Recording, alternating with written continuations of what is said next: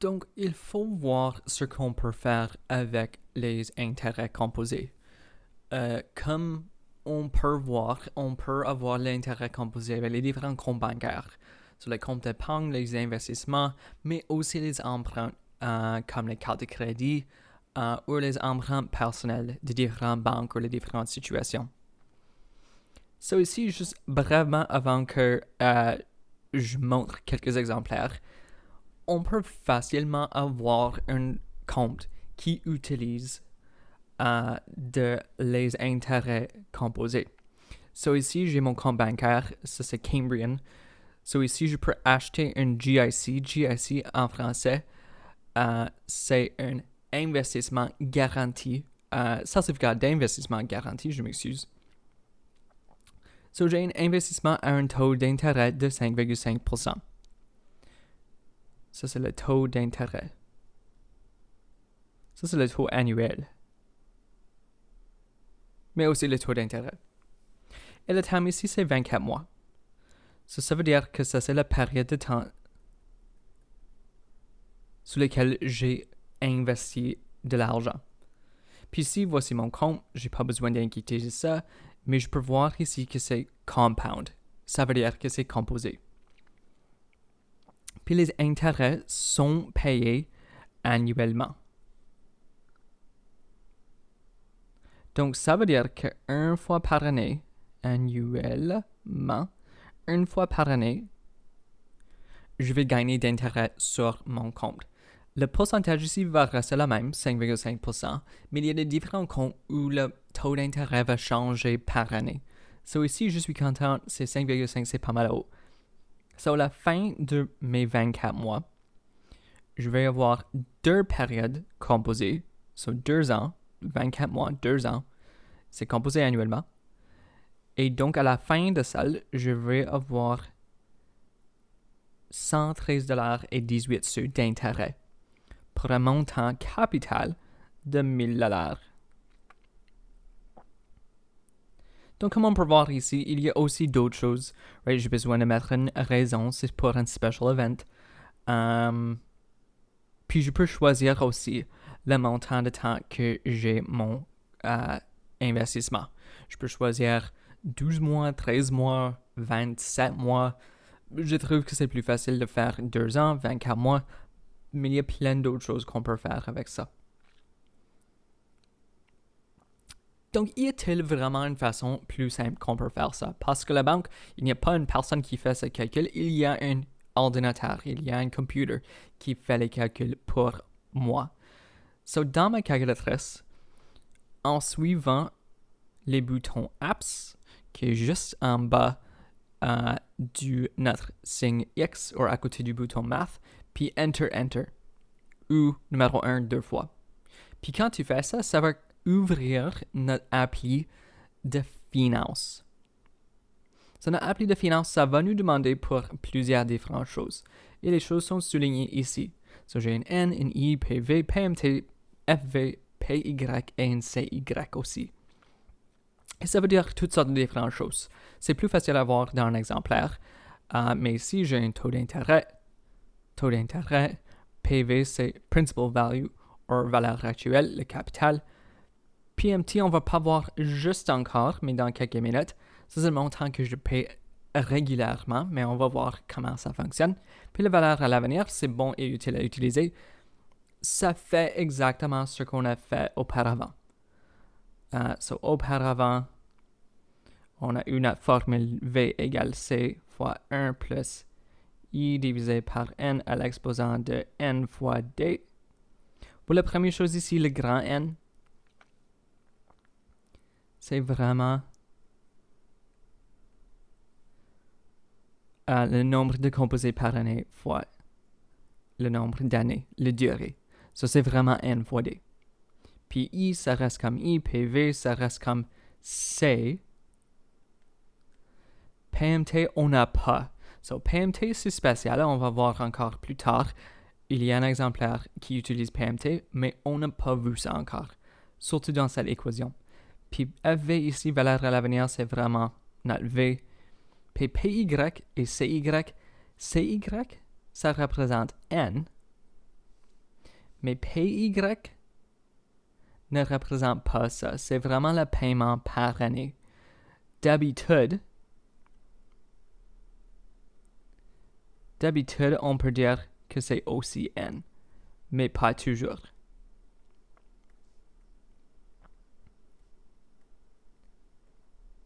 Et on va voir dans les différents exemples comment ça fonctionne.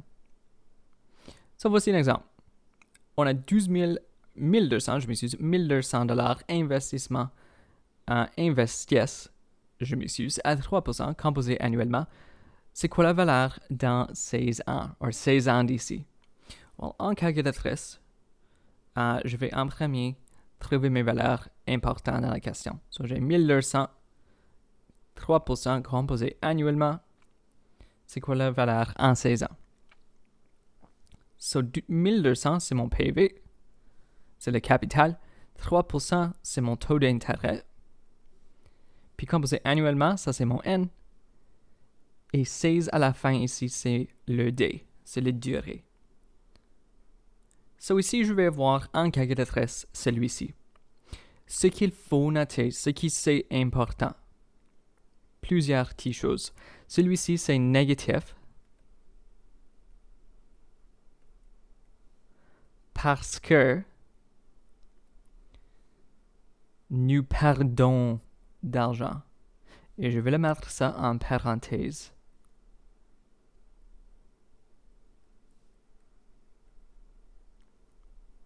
Parce qu'on ne parle pas vraiment d'argent, right? Nous sommes en train d'investir 1200 $. Mais parce que c'était dans mon compte, c'était mes argents et j'ai plus, techniquement, mes argents, je donne mes argents en banque, je perds de l'argent. Ça a besoin d'être négatif. Puis ici en haut, N, n'oublie pas, ça c'est N fois D. N ici c'est 1. Puis la durée c'est 16 ans. C'est 16.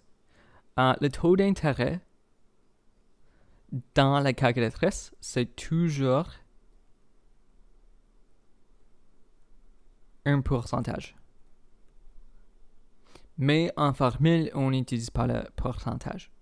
Alright, j'ai fait ça, j'ai besoin de savoir la valeur à l'avenir, mon future value. Je vais aller sur le future value et je vais appuyer le bouton alpha puis enter. Alpha enter va me laisser voir la solution. Je fais alpha enter. Puis ça va faire le calcul pour moi. Ça va me dire qu'à la fin de 16 ans, avec ce taux d'intérêt, avec ce montant capital, avec cette période de composé, je vais voir 1925 $ et 65 sous. Je peux arrondir. N'oublie pas, c'est l'argent. C'est absolument OK si j'arrondis au centième près. 5. Et voilà. Ça, c'est le montant d'argent que je vais voir dans mon compte à la fin de 16 ans.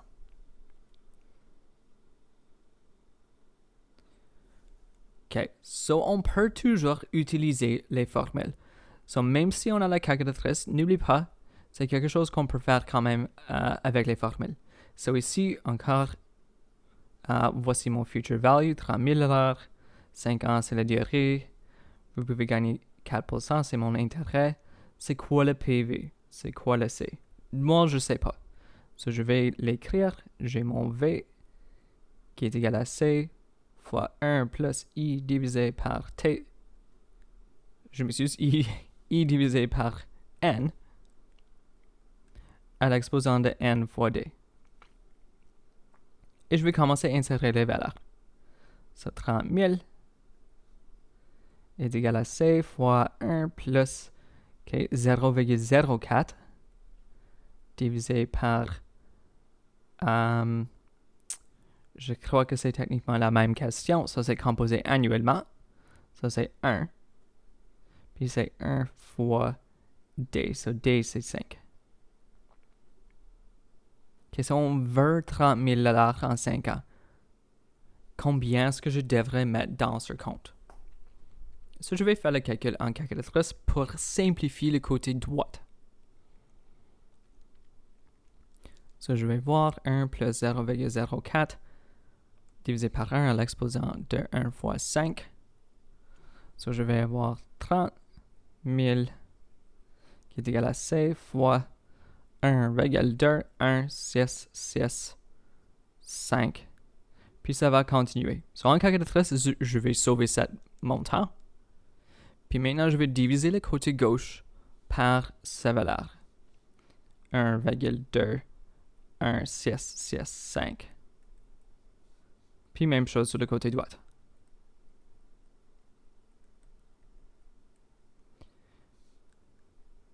Je vais donc avoir C qui est égal à 24 657,82 $.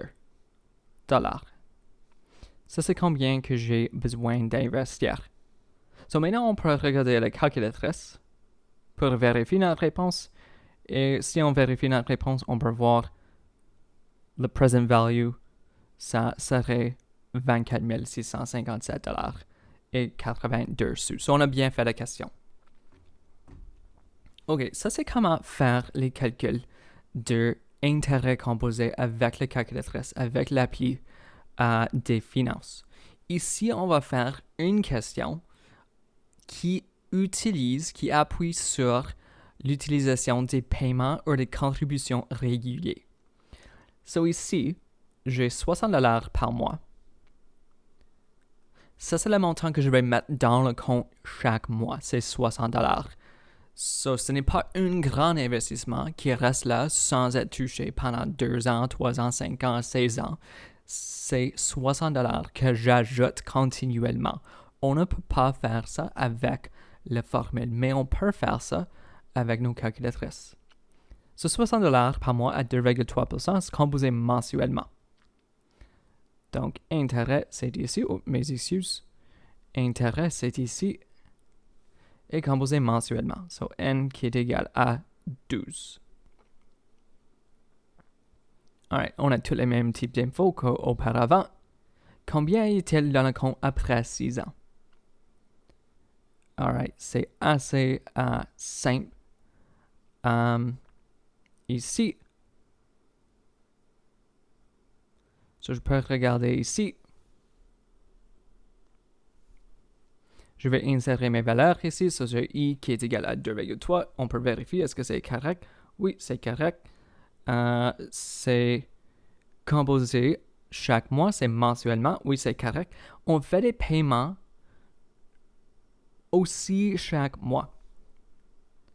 So, ici, je fais un paiement chaque mois pour mon PY. So, PY, c'est vraiment combien de fois que je paye chaque mois. Si ce n'est pas indiqué et s'il n'y a aucun paiement régulier, c'est égal à CY. C'est le même montant que les composés par année. Mais si c'est indiqué, on a besoin de faire ce changement. Ça, c'est un paiement chaque mois. On rappelle que le grand N, c'est N fois D. Donc, ça serait 12 fois 6. Je m'excuse. 12 fois 6. Alright.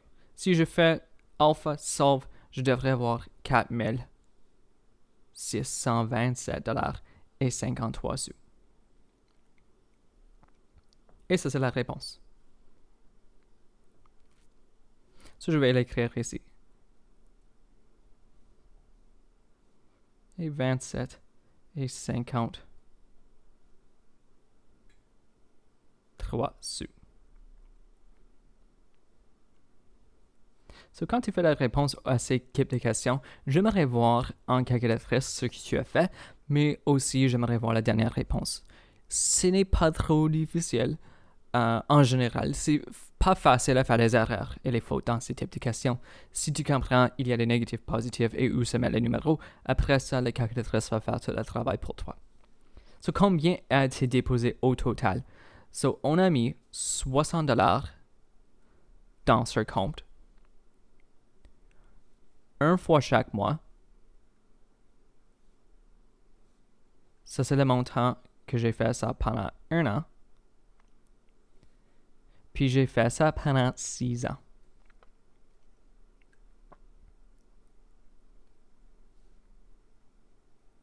Et donc, le montant que j'ai déposé ici,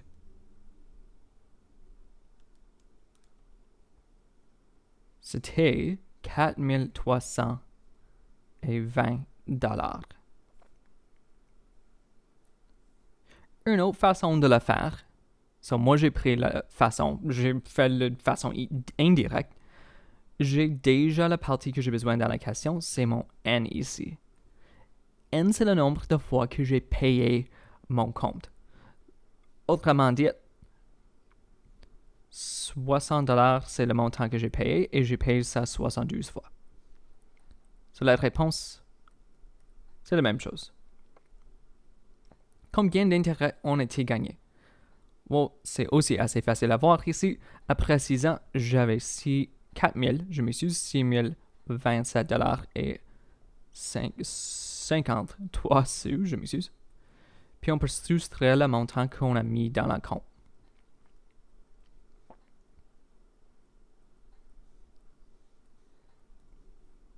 Et la différence, on va voir, est 307 $ et 53 sous. Ça, c'est le montant d'intérêt gagné. Puis le taux de rendement. Le taux de rendement, c'est un pourcentage qui indique combien tu as gagné grâce à le taux d'intérêt, grâce au montant que tu as gagné en intérêt aussi. Les intérêts gagnés, c'était 307 $ et 53 sous. Puis on peut diviser ça par 4320. Et on va donc avoir la réponse.